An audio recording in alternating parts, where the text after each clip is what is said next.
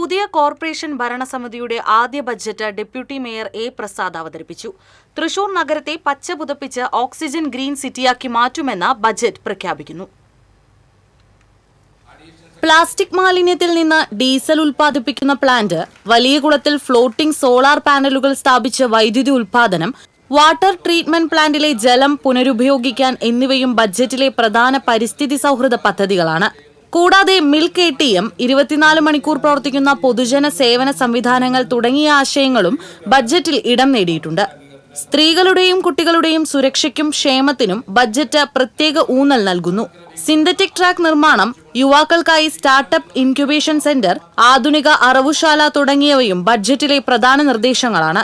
General ആശുപത്രിയിലെ സൗകര്യങ്ങൾ വർദ്ധിപ്പിക്കാനായി തുക നീക്കിവെച്ചു. കുറുപ്പം റോഡ് മുതൽ കൂർക്കഞ്ചേരി വരെയുള്ള നടപ്പാതകളിലെ അപാകതകൾ പരിഹരിക്കും. നഗരത്തിലെ പ്രധാന ജംഗ്ഷനുകൾ വികസിപ്പിക്കും. MG റോഡ് രണ്ടാംഘട്ട വികസനത്തിന് 5 കോടി രൂപ നീക്കിവെച്ചു. പുലിക്കളി പ്രോത്സാഹിപ്പിക്കുന്നതിന് ഈ വർഷം 75 ലക്ഷം രൂപ ബജറ്റിൽ പ്രഖ്യാപിച്ചു. മുൻ മേയർ ജോസ് കാട്ടൂക്കാരന്റെ സ്മരണയ്ക്കായി മിനി സ്റ്റേഡിയം നിർമ്മിക്കും. തെരുവുനായ ശല്യം തടയാൻ പദ്ധതി നടപ്പിലാക്കും. പുതിയ മാർക്കറ്റ് കെട്ടിടം, ശക്തനിൽ പുതിയ ബസ് സ്റ്റാൻഡ് നിർമ്മാണം, മിനി ടൂറിസ്റ്റ് ഹബ്ബ് എന്നിവയും ബജറ്റിൽ ഇടം നേടിയിട്ടുണ്ട്. നഗരത്തിലെ ഗതാഗതക്കുരുക്ക് ഒഴിവാക്കുന്നതിന് ഫ്ലൈ ഓവറുകൾക്കുള്ള നിർദ്ദേശവും ബജറ്റിലുണ്ട്. സാമ്പത്തിക സമാഹരണത്തിനായി മുനിസിപ്പൽ ബോണ്ടുകൾ പുറപ്പെടുവിക്കും. നികുതിദായകർക്ക് ബുദ്ധിമുട്ടുണ്ടാകാതെ നഗരസഭയുടെ സമഗ്ര വികസനം ലക്ഷ്യമിടുന്നതാണ് ബജറ്റ് എന്ന് ഡെപ്യൂട്ടി മേയർ എ പ്രസാദ് വ്യക്തമാക്കി.